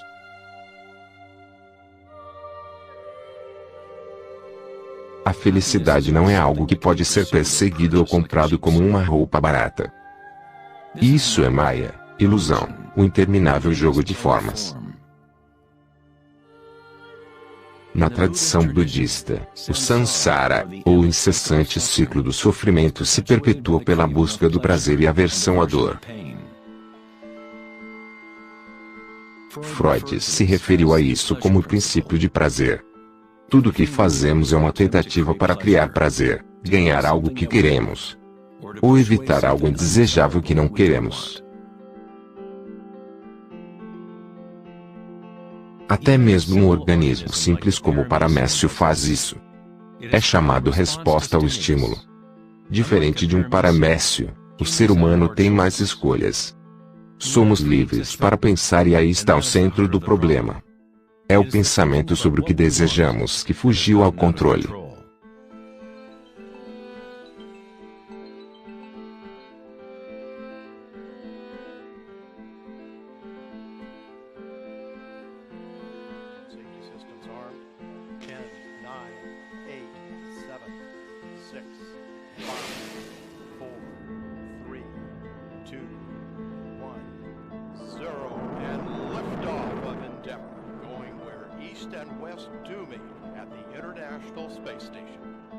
O dilema da sociedade moderna é que buscamos entender o mundo, não nos termos arcaicos da consciência interior, mas ao quantificarmos e qualificarmos o que percebemos se tratar do mundo externo, usando meios científicos e o pensamento. O pensamento só levou a mais pensamentos e a mais perguntas. Buscamos conhecer as mais profundas forças que criam o mundo e guiam seu caminho. Mas consideramos essa essência como estando fora de nós mesmos, não como uma forma vivente, intrínseca à nossa própria natureza. Foi o famoso psiquiatra Carl Jung que disse: quem olha para fora sonha. Quem olha para dentro desperta. Não é errado desejar tornar-se desperto, ser feliz. O que é errado é buscar a felicidade fora quando só pode ser encontrada dentro.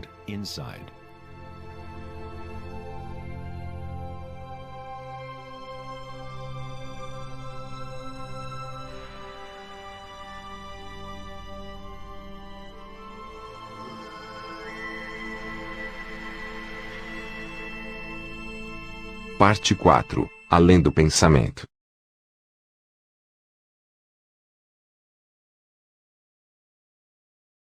No dia 24 de agosto de 2010, na conferência T-Economy, no Lago Tahoe, Califórnia, Eric Schmidt, diretor executivo da Google, mencionou uma estatística assustadora. A cada 2 dias, criamos a mesma quantidade de informação que foi criada do início da civilização até o ano de 2003. De acordo com Schmidt, isso significa cerca de 5 exabytes de dados.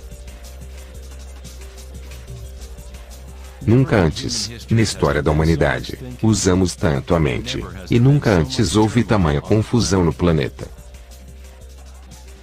Será que a cada vez que pensamos numa solução para um problema, acabamos criando mais 2 outros problemas? Para que serve todo esse pensar se não nos leva a uma felicidade maior? Somos mais felizes, mais equânimes, mais alegres como resultado de todo esse pensamento? Ou ele nos isola, nos desconecta de uma experiência de vida muito mais profunda e significativa?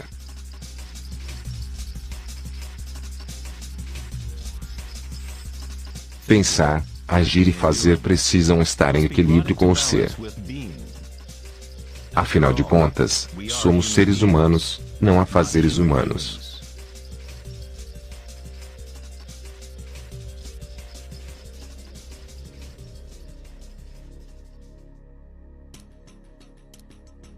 Queremos mudança e queremos estabilidade ao mesmo tempo.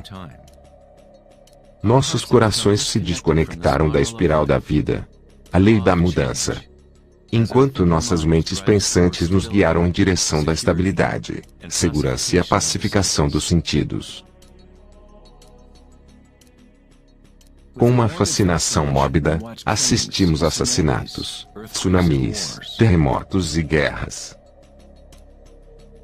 Tentamos, constantemente, ocupar nossa mente, preenchê-la com informação. Programas de TV sendo transmitidos em todo aparelho imaginável. Jogos e quebra-cabeças. Mensagens de texto. E todas as trivialidades possíveis. Nos deixamos fascinar com uma torrente infinita de novas imagens, novas informações, novos meios de tantalizar e pacificar nossos sentidos. Em momentos de reflexão interior, nosso coração pode nos contar que há algo mais na vida do que nossa realidade atual, que vivemos num mundo de espíritos famintos, eternamente desejando e nunca satisfeitos.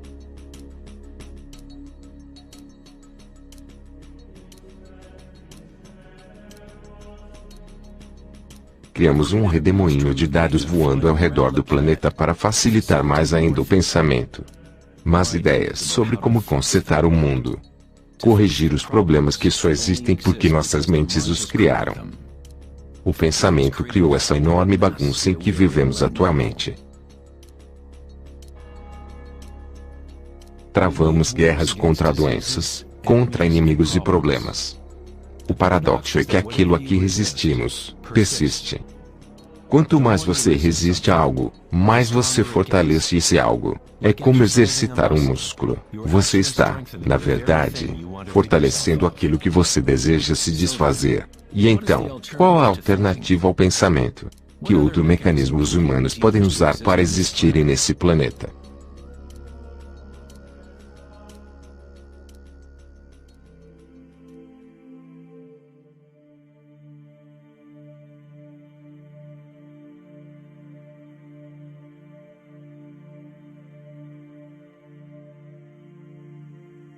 Enquanto a cultura ocidental nos últimos séculos focou-se na exploração do físico usando o pensamento e a análise, outras culturas antigas desenvolveram tecnologias igualmente sofisticadas para explorarem o espaço interior.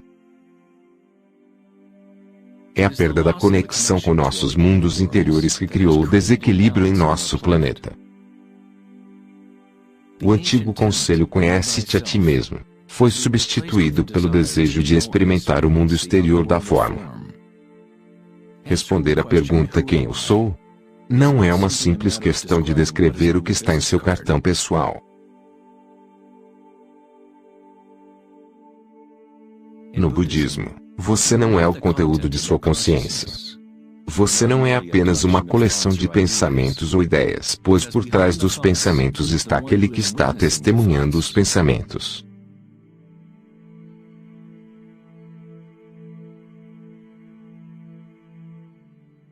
O ditado "conhece-te a ti mesmo" é um koan zen, um enigma sem resposta.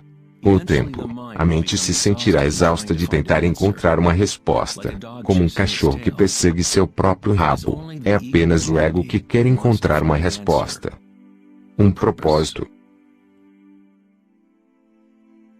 A verdade sobre quem você é não precisa de uma resposta. Pois todas as perguntas são criadas pela mente egóica. Você não é sua mente.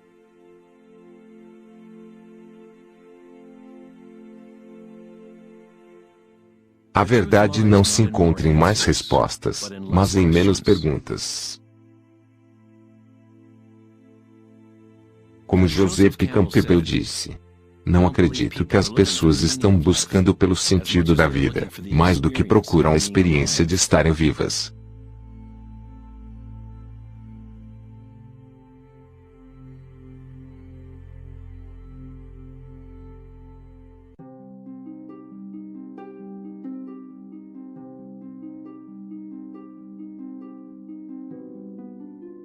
Quando Buda foi perguntado, "O que você é?", ele simplesmente respondeu, "Estou desperto." O que isso quer dizer, estar desperto?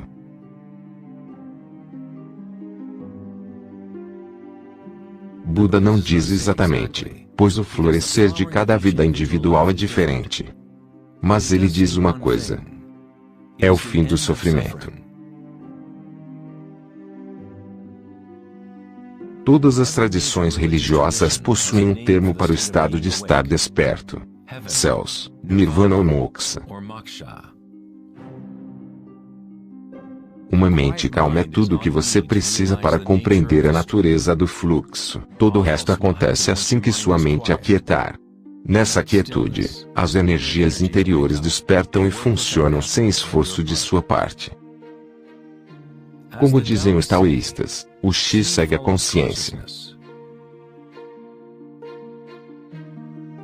Ao permanecermos em calma, começamos a ouvir a sabedoria das plantas e animais, os silenciosos sussurros dos sonhos e aprendemos sobre os sutis mecanismos pelos quais os sonhos se manifestam de forma material. No Tao Te Ching, esse estilo de vida é chamado de Wei, Wei. Agir, sem agir. Buda falou sobre o caminho do meio como o caminho que nos leva à iluminação. Aristóteles descreveu a razão áurea, o meio entre dois extremos, como o caminho da beleza. Sem muito esforço, mas também não tão pouco. Yin e Yang em perfeito equilíbrio.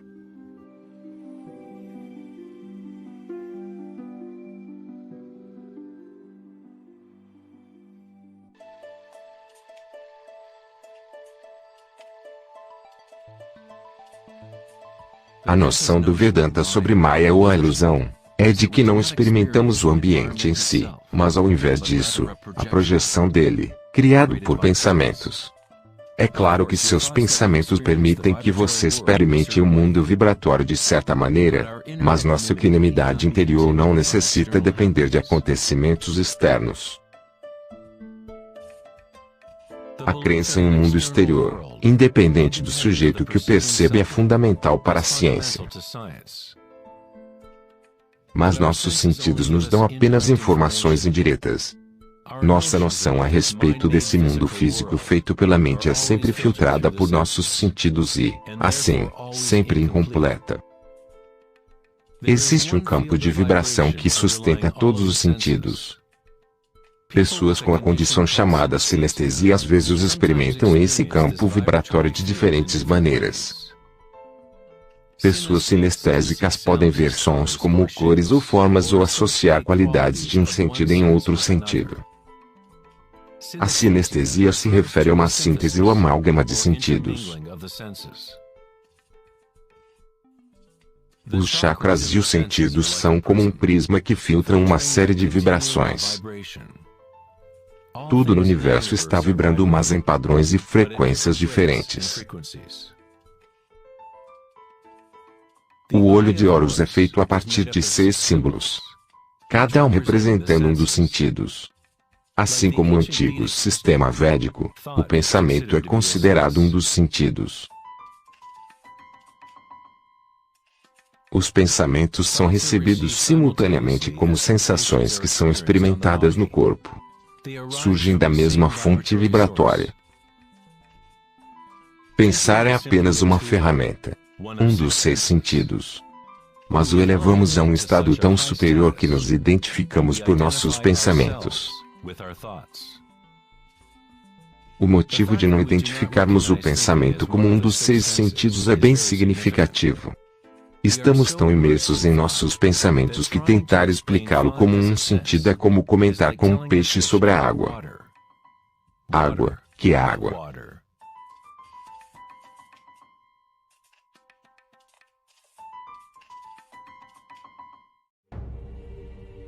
Nas Upanishads está escrito: não aquilo que o olho pode enxergar, mas aquilo pelo qual o olho pode enxergar.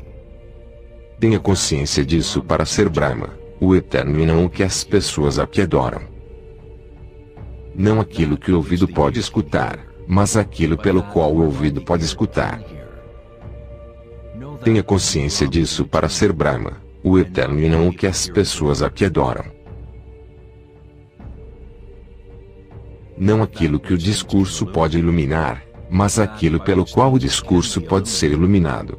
Tenha consciência disso para ser Brahma, o eterno e não o que as pessoas aqui adoram.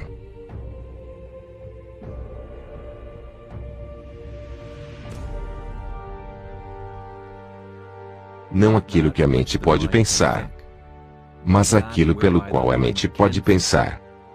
Tenha consciência disso para ser Brahma, o eterno e não o que as pessoas aqui adoram.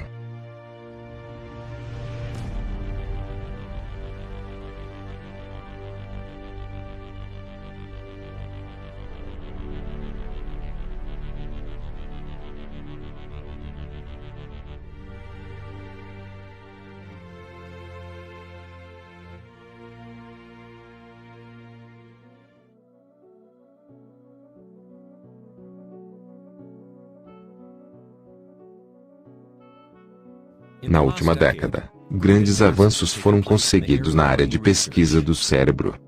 Os cientistas descobriram a neuroplasticidade, um termo que expressa a ideia de que o cabeamento físico do cérebro muda de acordo com os pensamentos que passam por eles.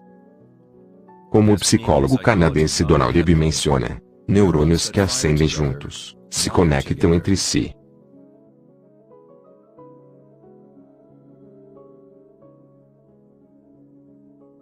Os neurônios se conectam mais uns aos outros quando a pessoa está em estado de atenção ininterrupta. Isso quer dizer que é possível direcionar sua própria experiência subjetiva da realidade, literalmente. Se seus pensamentos são de medo, preocupação, ansiedade e negatividade, então está aumentando as conexões para mais e mais pensamentos desse tipo florescerem.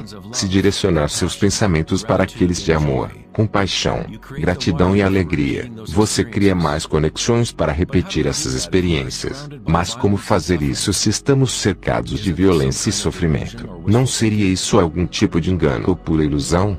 A neuroplasticidade não é a mesma do conceito da nova era, aquela que cria sua realidade através de pensamento positivo. Na verdade, é a mesma que Buda ensinou há 2500 anos. A meditação vipassana ou meditação introspectiva pode ser descrita como neuroplasticidade autodirecionada. Você aceita sua realidade exatamente como ela realmente é.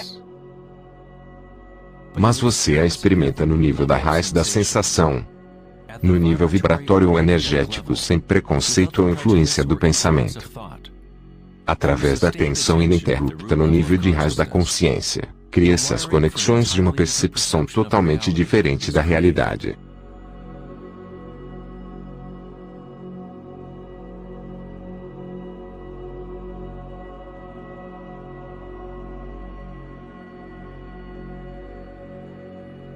Entendemos ao contrário na maioria das vezes. Constantemente, permitimos ideias sobre o mundo exterior modelar nossas redes neurais. Mas nossa equanimidade interior não necessita estar subjugada por acontecimentos externos. As circunstâncias não importam. Apenas meu estado de consciência importa. Meditar-sal em sânscrito significa ser livre de qualquer medição ou avaliação, livre de quaisquer comparações, se tornar livre de tudo que possa vir. Não está tentando se tornar algo diferente. Você está bem com o que é. O caminho para superar o sofrimento do reino físico é aceitando-o por completo, dizendo sim a ele. Assim tornando algo dentro de você, ao invés de você ser algo dentro dele.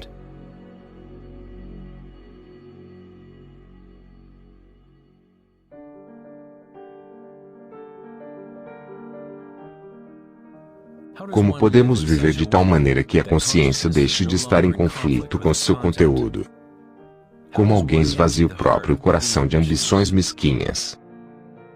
Deve haver uma total revolução na consciência. Uma mudança radical na orientação do mundo externo para o interno. Não se trata de uma revolução provocada apenas pela vontade ou esforço, mas também pela total entrega. Aceitação da realidade como ela é. Apenas através do coração você pode tocar o céu. Rumi. A imagem do coração aberto de Cristo transmite de forma poderosa a ideia de que devemos estar abertos a toda dor, Devemos aceitar tudo se quisermos nos manter abertos à fonte evolutiva. Não quer dizer que você deve se tornar um masoquista, não está à procura da dor. Mas quando a dor vier, pois inevitavelmente ela vem, simplesmente aceite a realidade como ela é, ao invés de desejar uma outra realidade. Os havaianos há muito tempo acreditam que é pelo coração que aprendemos a verdade. O coração possui sua própria inteligência de maneira tão distinta quanto a do cérebro. Os egípcios acreditavam que o coração, não o cérebro, era a fonte de sabedoria humana. O coração é considerado o centro da alma e da personalidade. Era através do coração que as divindades se expressavam, dando aos antigos egípcios o conhecimento de seu caminho verdadeiro. Esse papiro representa o pesar do coração. Consideravam algo bom chegar ao além-vida com o coração leve. Significava que você viveu bem.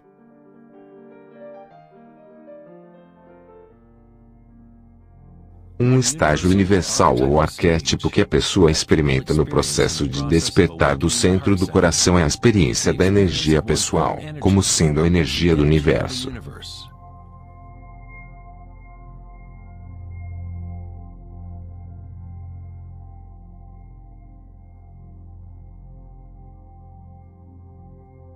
Quando você se permitir sentir esse amor, ser esse amor, quando conectar seu mundo interno com seu mundo externo, então todos serão um. Como alguém experimenta a música das esferas. Como um coração se abre. Sri Ramana Maharshi disse: Deus reside em ti, como você e você não precisa fazer nada para se tornar consciente de Deus onde ti mesmo. Já é seu estado verdadeiro e natural. Simplesmente abandone toda sua busca, direcione sua atenção para dentro e sacrifique sua mente ao único ser irradiando no coração de seu próprio ser. Para que essa seja sua experiência que vive no presente, o autoconhecimento é o caminho único, direto e imediato.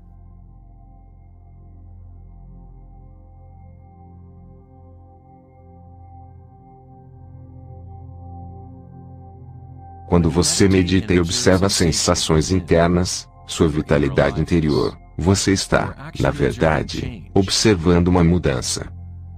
Essa força de mudança é o surgimento e a morte que ocorre quando a energia muda sua forma.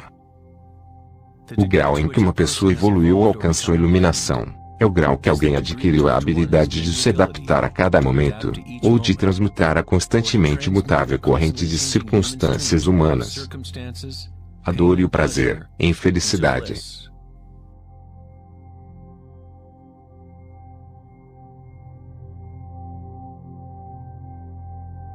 Leo Tolstói, autor de Guerra e Paz, disse: todos pensam em mudar o mundo, mas ninguém pensa em mudar a si mesmo.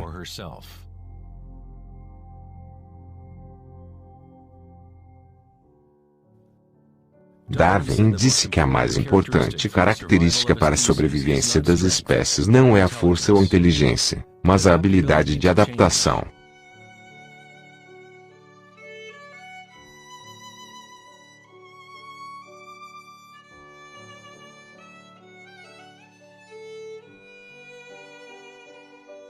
Precisamos nos adaptar à adaptação. Esse é o ensinamento de Anika de Buda.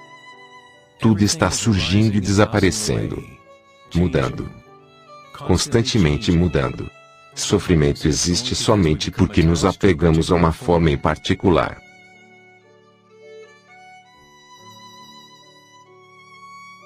Quando nos conectamos com nossa parte que observa, com a compreensão da Anika, a felicidade surge no coração.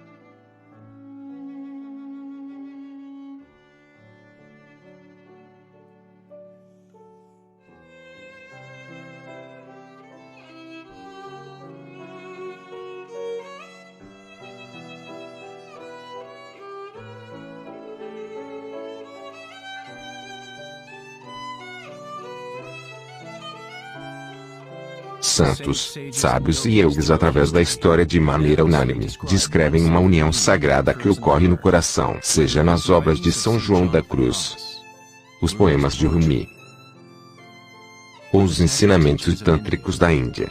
Todos esses diferentes ensinamentos tentam expressar o sutil mistério do coração. No coração está a união de Shiva e Shakti. Penetração masculina na espiral da vida e entrega feminina à mudança. Testemunhar e aceitar de forma incondicional tudo que é.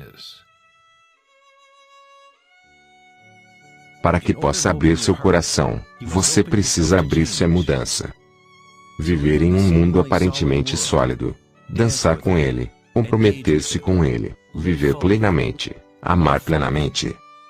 Mas ainda assim, saber que é transitório e que, no final, todas as formas se dissolvem e mudam.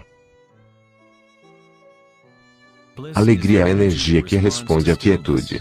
Ela surge ao esvaziarmos nossa consciência de todo e qualquer conteúdo. O conteúdo dessa energia da felicidade nascida da quietude é a consciência. Uma nova consciência do coração. Uma consciência que está conectada com tudo que é.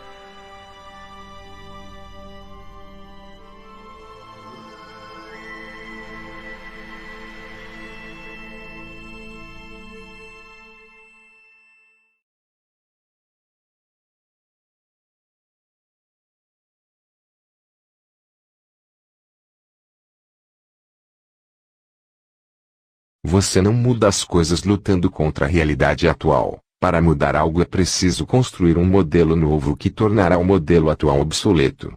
Buckminster Fuller. Um filme de Daniel Schmid. Dublação: Renan Destro, canal Red Pill. Narração: Patrick Sweeney. Cinemática e imagens sonoras na água: Alexander Lauteroazer. Direção criativa e suporte: Eva D'Ameto.